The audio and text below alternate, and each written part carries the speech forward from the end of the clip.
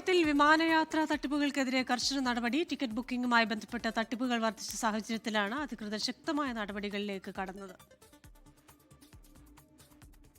യാത്രാ ടിക്കറ്റ് ബുക്കിംഗുമായി ബന്ധപ്പെട്ട് തട്ടിപ്പുകൾ വർദ്ധിച്ച സാഹചര്യത്തിൽ കുവൈറ്റിൽ വ്യോമയാന അധികൃതർ ശക്തമായ നടപടികളിലേക്ക് കടന്നു.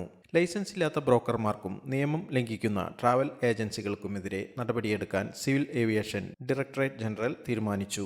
ഈ വർഷം ജനുവരി മുതൽ സെപ്റ്റംബർ വരെ മാത്രം 3000-ലധികം യാത്രാ പരാതികളാണ് എയർ ട്രാൻസ്പോർട്ട് കംപ്ലൈൻസ് ഡിപ്പാർട്ട്മെന്റിന് ലഭിച്ചത്.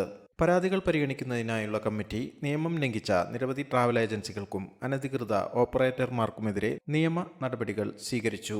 സോഷ്യൽ മീഡിയ ലൈസൻസിംഗ് നിയമങ്ങൾ ലംഘിച്ചതിന് 66 ട്രാവൽ ഏജന്റുമാർക്കെതിരെ നടപടിയെടുക്കുകയും 2 വ്യക്തികൾക്കെതിരെ പ്രോസിക്യൂഷൻ നടപടി സ്വീകരിക്കുകയും ചെയ്തു.